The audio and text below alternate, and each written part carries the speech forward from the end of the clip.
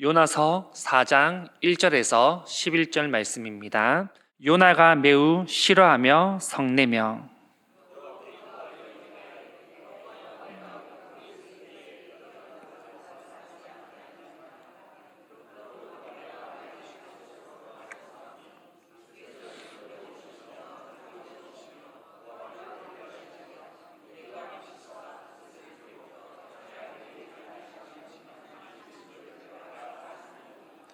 여호와여, 원하건대 이제 내 생명을 거두어 가소서. 사는 것보다 죽는 것이 내게 나음이니이다 하니. 요나가 성읍에서 나가서 그 성읍 동쪽에 앉아 거기서 자기를 위하여 초막을 짓고 그 성읍에 무슨 일이 일어나는가를 보려고 그 그늘 아래에 앉았더라.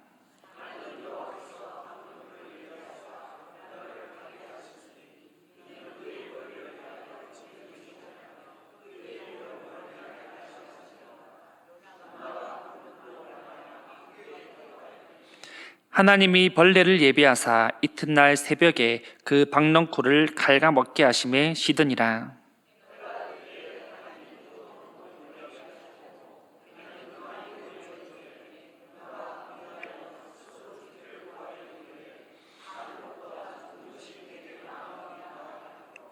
하나님이 요나에게 이르시되 내가 이 박넝쿨로 말미암아 성내는 것이 어찌 옳으냐 하시니 그가 대답하되 내가 성내어 죽기까지 할지라도 옳으니이다 하니라.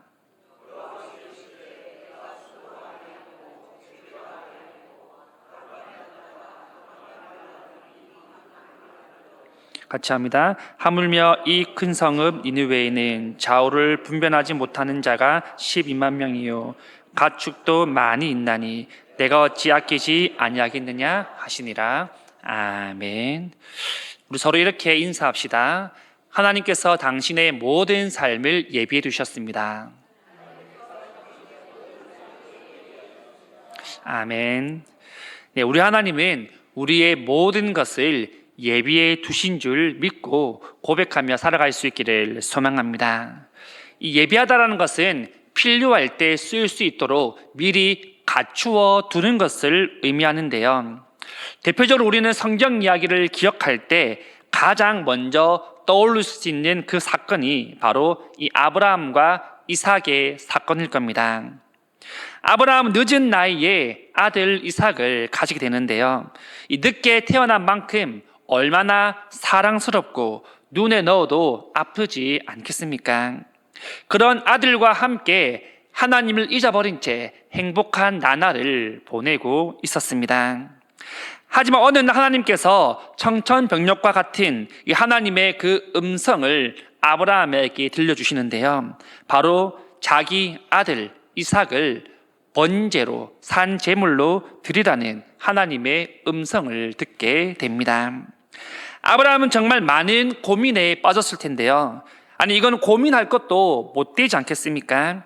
어떻게 얻은 아들인데, 내가 얼마나 사랑하는 아들인데 그 아들을 내 손으로 죽여서 제물로 바치겠습니까? 모든 부모라면 다 반대하게 될 겁니다. 하나님께 대항하는 일이 있다 할지라도, 따진다 할지라도 자기의 자녀를 가족들이, 부모님들이 먼저 지키려 하지 않겠습니까? 하지만 아브라함은 이 아들 이삭에게 말하지 않고 함께 번제를 드리러 가자면서 그렇게 아들을 모리아산으로 데려가게 되죠. 그때까지 아들을 속이고 있다는 것, 그리고 내 손으로 이 아들을 죽여야 한다는 것에 얼마나 고통에 시달렸겠습니까? 결국 아들을 제단에 묶어서 칼로 죽이려 할 때 하나님의 음성이 다급하게 들리면서 이 아브라함의 행동을 멈추게 하셨습니다.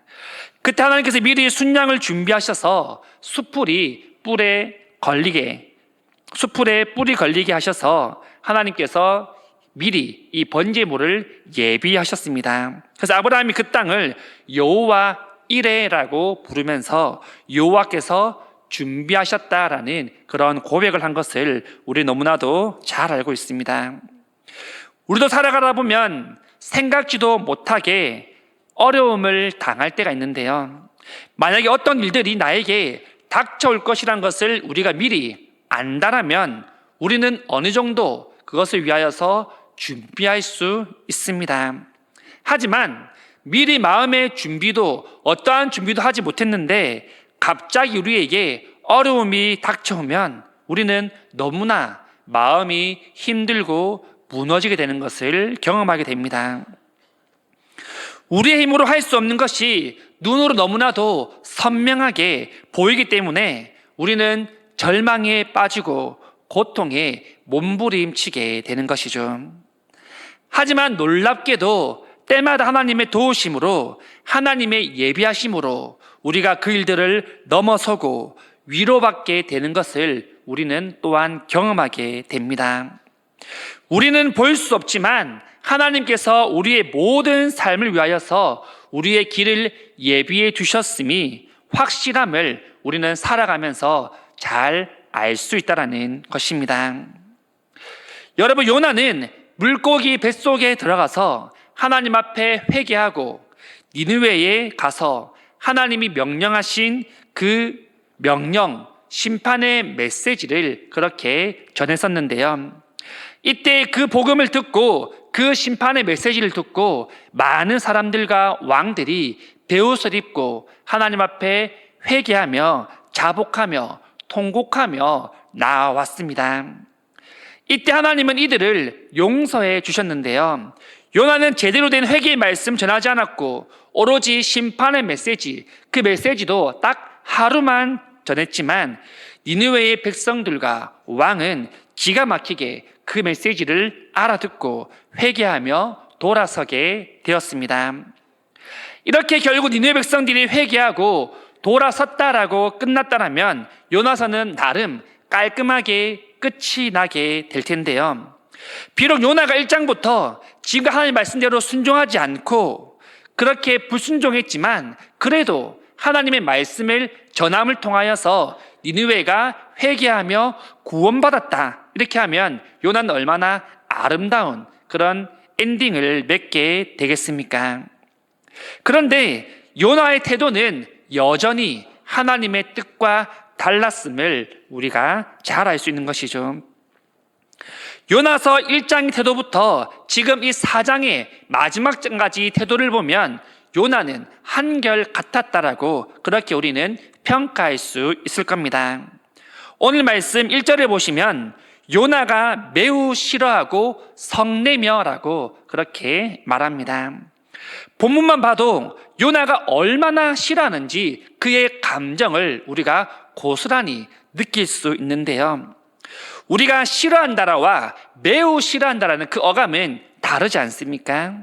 요나는 매우 싫어할 뿐만 아니라 오히려 성까지 냈다라고 그렇게 말합니다. 요나는 하나님이 가라 하신 니느웨가 아니라 다시스로 간 이유가 무엇이었습니까? 이 니느웨 사람들이 구원받는 것을 보기 싫었기 때문입니다. 자기를 괴롭히고 악한 짓을 행하던 그 니느웨가 심판받기를 그 누구보다 원했다라는 것입니다. 그런데 요나의 그 예상대로 하나님께서 니느웨 사람들이 회개하자 그들을 용서하는 것을 눈으로 보게 됩니다. 요나는 이것을 결국 못마땅하게 여기는데요. 2절과 3절 말씀입니다.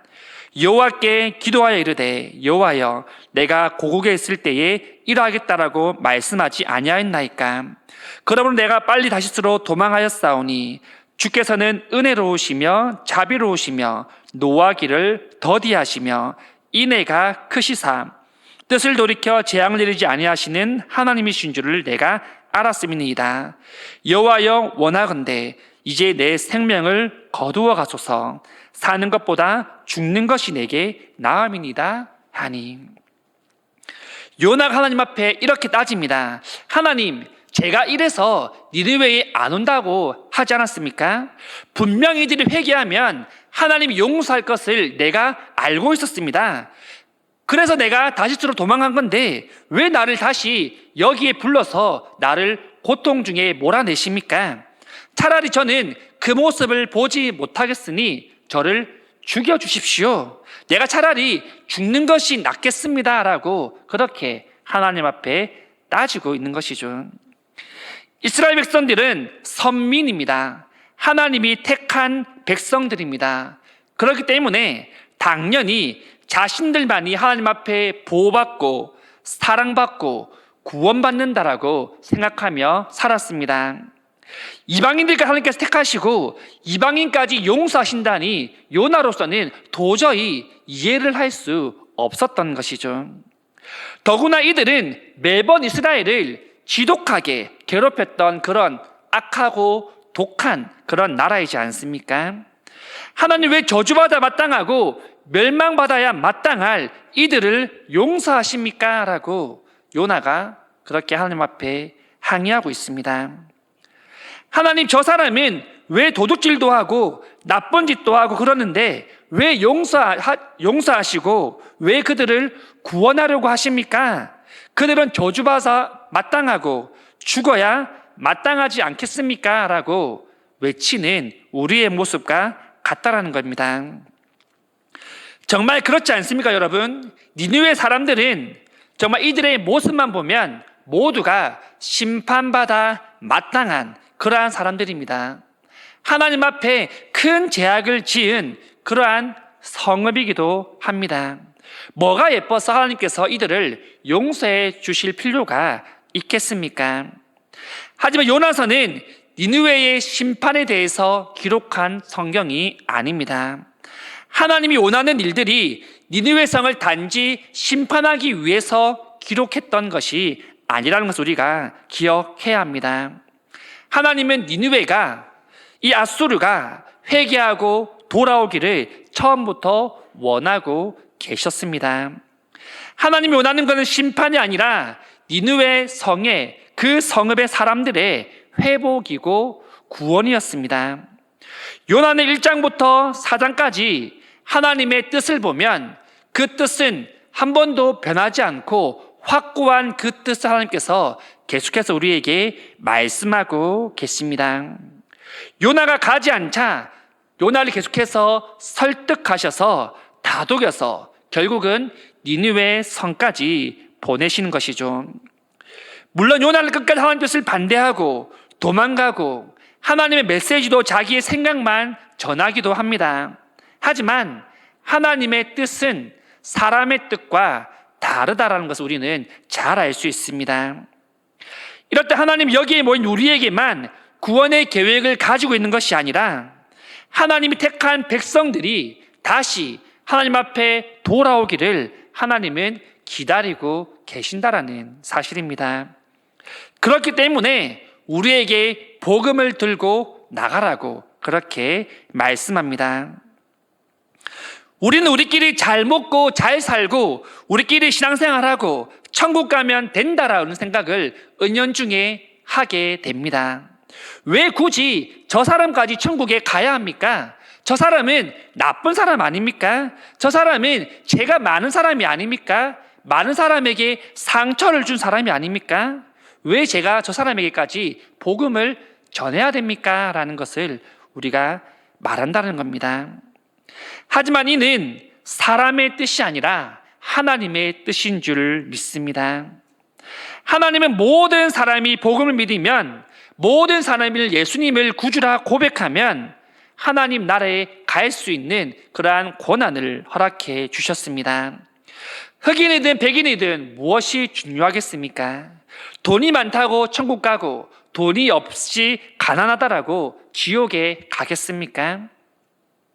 죄가 많이 지었던 적게 지었던 하나님 앞에 나와서 회개하고 자복하는 자, 그 복음을 믿는 자만이 구원을 얻게 될 줄 믿습니다. 4절에 보시면 하나님께서 요나에게 이렇게 말씀하십니다. 여호와께서 이르시되 내가 지금 성내는 것이 옳으냐? 요나 하나님이 하시는 그 일에 불평하고 불만하는데요, 우리는 하나님이 시키면 이렇게 말합니다. 하나님, 그거는 제가 못할 것 같습니다. 하나님, 그렇게 하면 안 되죠. 제 생각은 그거와 다릅니다. 라고 그렇게 우리가 말할 때가 있지 않습니까? 하지만 우리는 여러분, 불평, 불만할 자격이 없는 사람들임을 우리가 기억해야 합니다. 하나님께서 하시는 모든 일에 전적으로 우리는 100% 순종하며 따라가야 되는 그러한 종의 신분을 가진 자들인 우리가 기억할 수 있기를 소망합니다. 요나는 성읍에 나가서 동쪽을 바라보고 자기를 위하여서 초막을 짓는데요. 이 요나가 초막을 짓는 것은 이제 내가 할 일을 다 했으니까 하나님이 과연 이 성을 어떻게 하는지 한번 내가 보겠다라는 것입니다. 내가 이렇게까지 하나님께 기도했는데, 불평하고 불만했는데, 투정을 부렸는데 하나님이 들어주시지 않을까라는 그런 조금의 기대감도 있었던 것이죠.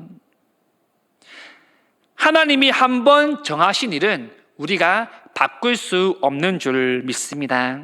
왜냐하면 우리는 감히 하나님의 생각을 헤아릴 수도 없으며 하나님의 뜻은 우리의 뜻과 계획과 다르기 때문입니다.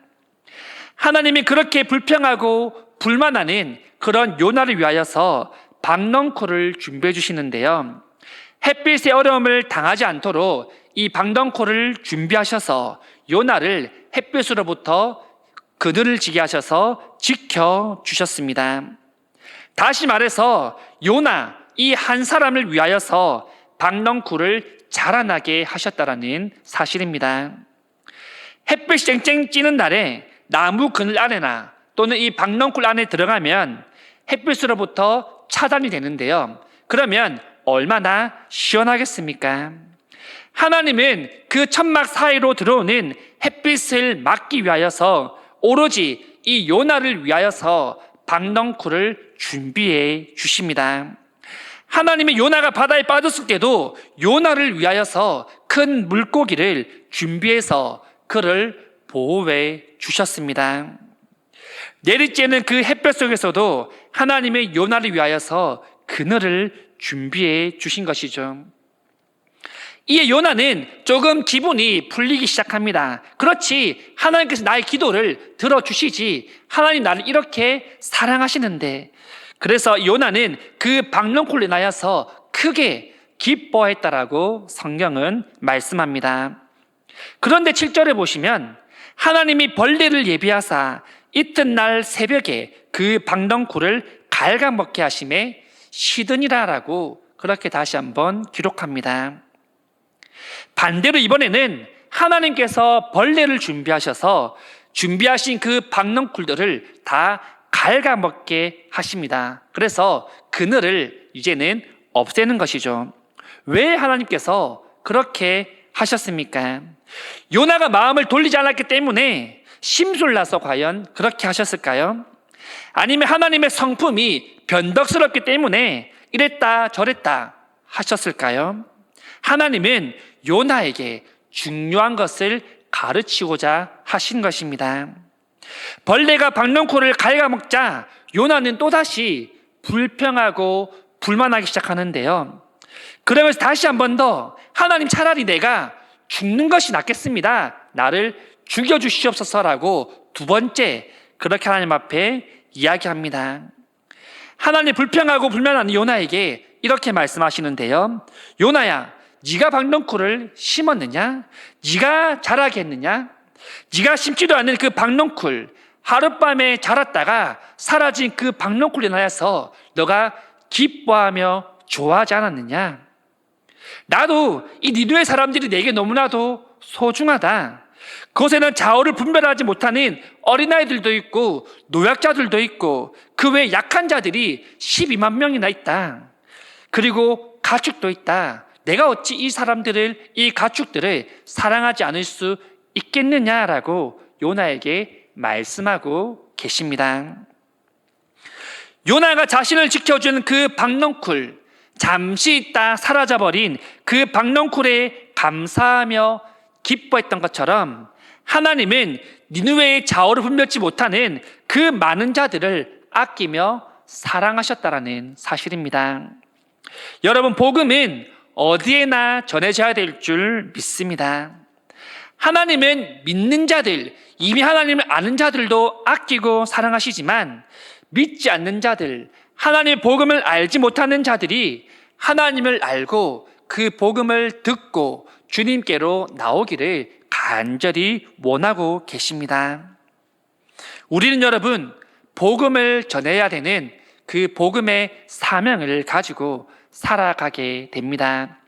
그 사람이 혹 내가 미워하는 원수라 할지라도 우리는 그들에게 복음을 전해야 될 줄 믿습니다. 왜냐하면 복음은 내가 전하고 싶을 때 전하고 전하고 싶지 않을 때 전하는 것이 아닙니다. 내가 좋아하는 사람들에게만 전하는 것이 복음이 아니기 때문입니다. 복음을 전할 때 그 마음 움직이는 것은 우리가 아니라 하나님께서 하시는 일들입니다. 우리는 우리에게 주어진 그 복음의 사명을 사회에서, 가정에서, 직장에서 충실하게 전해야 될 줄 믿습니다. 말씀을 맺겠습니다. 하나님 불평불만하는 이 요나를 위해 박넝쿨을 준비하시고 그를 지키고 보호해 주십니다. 하나님은 늘 사람보다 먼저 한 발 앞서서 모든 것을 예비하시는 분입니다.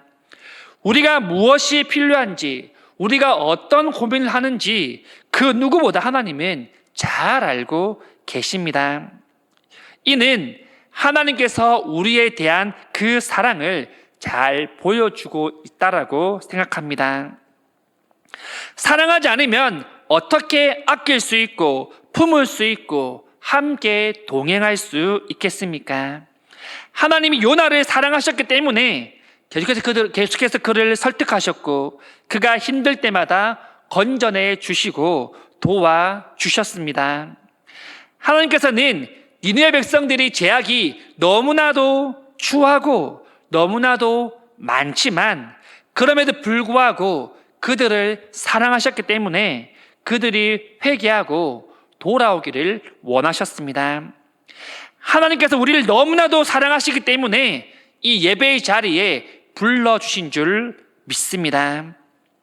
여러분, 우리는 매사에 우리에게 닥쳐오는 일에 대하여서 무조건 불평하고 불만을 먼저 하는 것이 아니라 모든 것을 예비하시는 하나님을 믿고 하나님께 소망을 두고 나갈 수 있기를 소망합니다.